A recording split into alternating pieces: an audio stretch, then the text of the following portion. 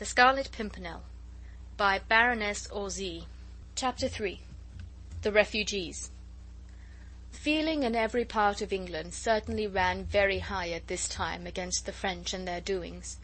Smugglers and legitimate traders between the French and the English coasts brought snatches of news from over the water, which made every honest Englishman's blood boil, and made him long to have a good go at those murderers who had imprisoned their king and all his family, subjected the Queen and the royal children to every species of indignity, and were even now loudly demanding the blood of the whole Bourbon family, and of every one of its adherents.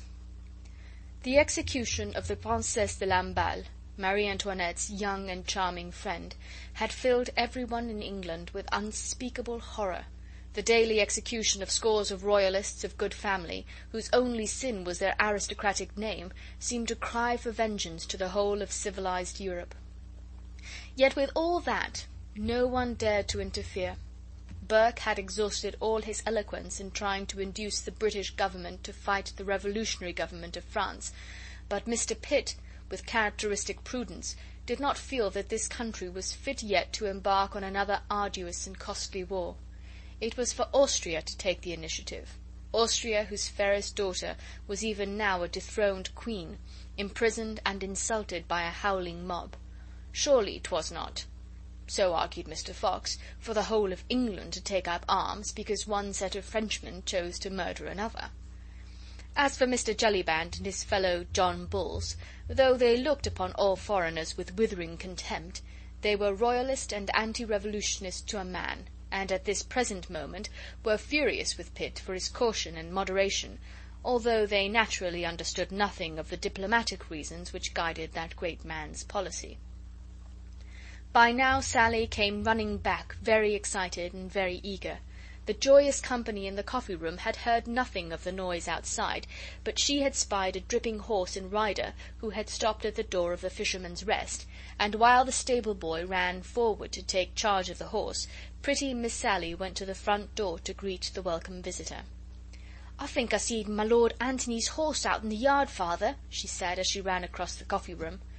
But already the door had been thrown open from outside, and the next moment an arm, covered in drab cloth and dripping with the heavy rain, was round pretty Sally's waist, while a hearty voice echoed along the polished rafters of the coffee-room. "Aye, and bless your brown eyes for being so sharp, my pretty Sally," said the man who had just entered, whilst worthy Mr. Jellyband came bustling forward, eager, alert, and fussy, as became the advent of one of the most favoured guests of his hostel. "Lord, I protest, Sally," added Lord Antony, as he deposited a kiss on Miss Sally's blooming cheeks, "but you are growing prettier and prettier every time I see you, and my honest friend Jellyband here have hard work to keep the fellows off that slim waist of yours. What say you, Mr. Waite?" Mr. Waite, torn between his respect for my lord and his dislike of that particular type of joke, only replied with a doubtful grunt.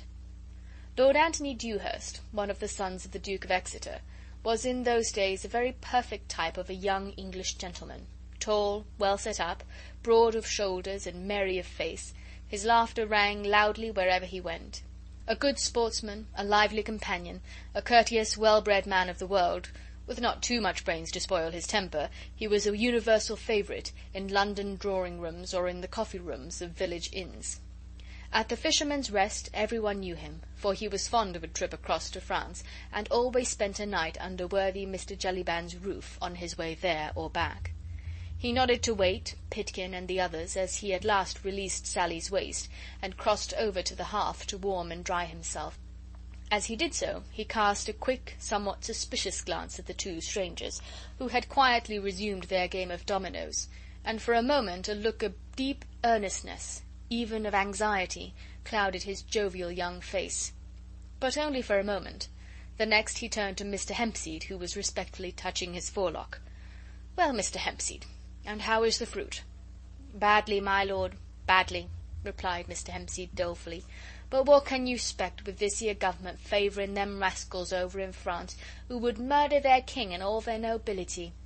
"Odds life," retorted Lord Antony, "so they would, honest Hempseed. At least those they can get hold of, worse luck." but we have got some friends coming here tonight who at any rate have evaded their clutches."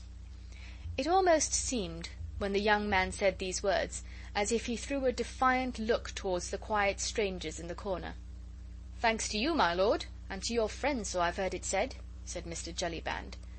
But in a moment Lord Antony's hand fell warningly on mine host's arm. "Hush!" he said peremptorily, and instinctively once again looked towards the strangers. "Oh, Lord love you, they're all right, my lord," retorted Jellyband.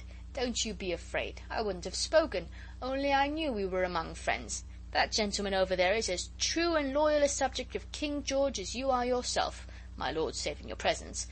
He is but lately arrived in Dover, and is settling down in business in these parts."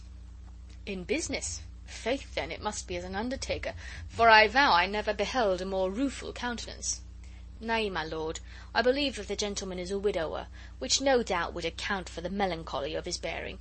But he is a friend, nevertheless, I'll vouch for that, and you will own, my lord, that who should judge a face better than the landlord of a popular inn?" "Oh, that's all right, then, if we're among friends," said Lord Antony, who evidently did not care to discuss the subject with his host. "But tell me, you have no one else staying here, have you?" "No one, my lord, and no one coming either. Leastways—" "Leastways?" "No one your lordship would object to, I know." "Who is it?" "Well, my lord, Sir Percy Blakeney and his lady will be here presently, but they ain't a-going to stay." "Lady Blakeney?" queried Lord Antony, in some astonishment. "Aye, my lord. Sir Percy's skipper was here just now. He says that my lady's brother is crossing over to France today in the Daydream, which is Sir Percy's yacht, and Sir Percy and my lady will come with him as far as here to see the last of him. It don't put you out, do it, my lord?" "No, no, it doesn't put me out, friend. Nothing will put me out unless that supper is not the very best which Miss Sally can cook, and which has ever been served in the Fisherman's Rest." "You need have no fear of that, my lord," said Sally, who all this while had been busy setting the table for supper, and very gay and inviting it looked, with a large bunch of brilliantly coloured dahlias in the centre, and the bright pewter goblets and blue china about. "How many shall I lay for, my lord?" "5 places, pretty Sally, but let the supper be enough for 10 at least. Our friends will be tired, and, I hope, hungry. As for me, I vow I could demolish a baron of beef tonight." "Here they are, I do believe," said Sally excitedly, as a distant clatter of horses and wheels could now be distinctly heard, drawing rapidly nearer. There was a general commotion in the coffee-room. Everyone was curious to see my Lord Antony's swell friends from over the water. Miss Sally cast 1 or 2 quick glances at the little bit of mirror which hung on the wall, and worthy Mr. Jellyband bustled out in order to give the first welcome himself to his distinguished guests. Only the 2 strangers in the corner did not participate in the general excitement. They were calmly finishing their game of dominoes, and did not even look once towards the door. "Straight ahead, Comtesse, the door on your right," said a pleasant voice outside. "Aye, there they are, all right enough," said Lord Antony joyfully. "Off with you, my pretty Sally, and see how quick you can dish up the soup." The door was thrown wide open, and preceded by Mr. Jellyband, who was profuse in his bows and welcomes, a party of 4, 2 ladies and 2 gentlemen, entered the coffee-room. "Welcome, welcome to old England," said Lord Antony effusively, as he came eagerly forward with both hands outstretched towards the newcomers. "Ah, you are Lord Antony Dewhurst, I think?" said one of the ladies, speaking with a strong foreign accent. "At your service, madame," he replied, as he ceremoniously kissed the hands of both the ladies, then turned to the men and shook them both warmly by the hand.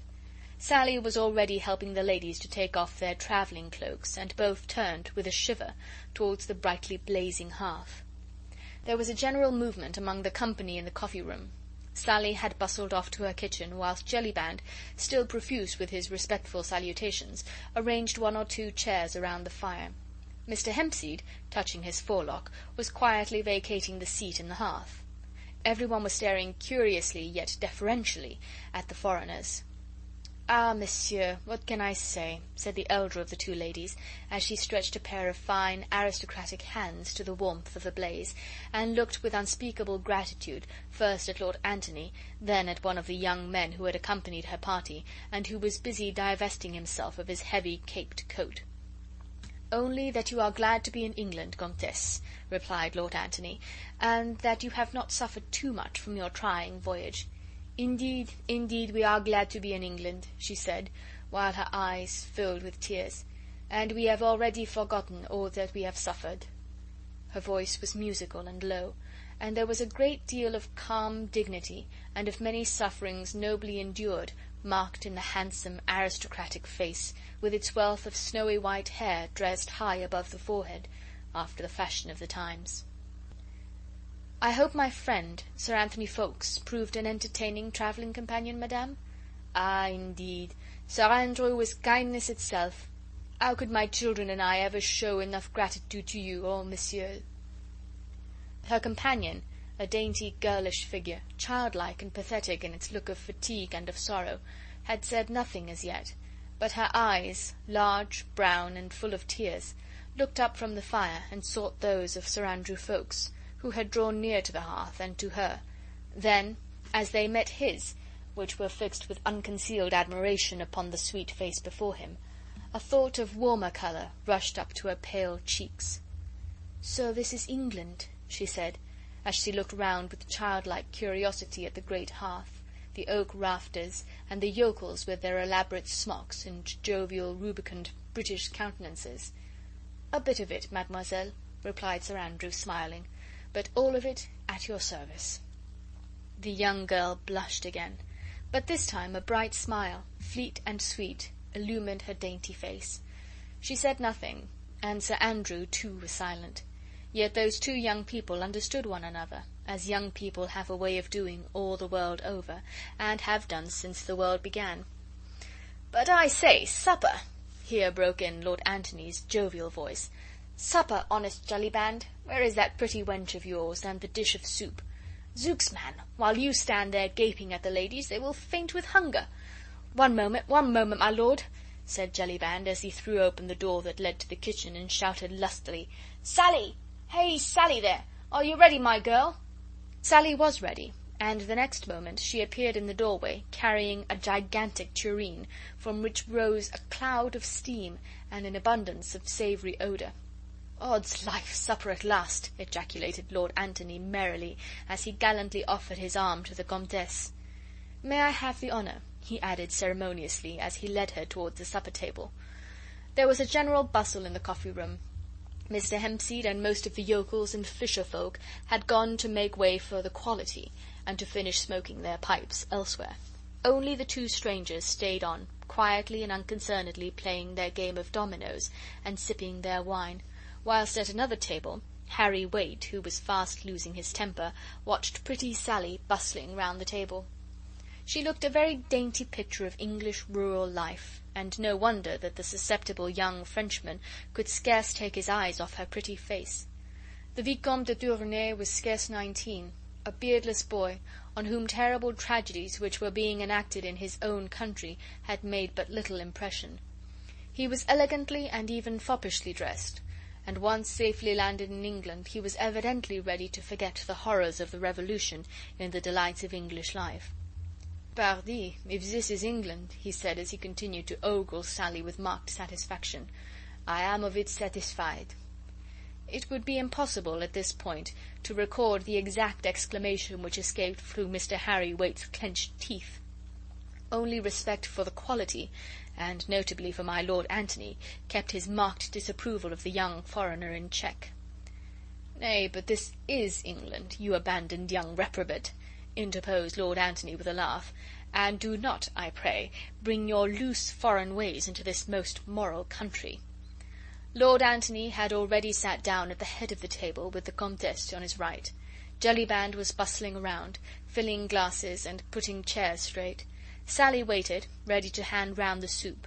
Mr. Harry Waite's friends had at last succeeded in taking him out of the room, for his temper was growing more and more violent under the Vicomte's obvious admiration for Sally. "Suzanne?" came in stern, commanding accents from the rigid Comtesse. Suzanne blushed again. She had lost count of time and of place whilst she had stood beside the fire, allowing the handsome young Englishman's eyes to dwell upon her sweet face, and his hand, as if unconsciously, to rest upon hers. Her mother's voice brought her back to reality once more, and with a submissive "Yes, mamma," she took her place at the supper table. End of chapter 3.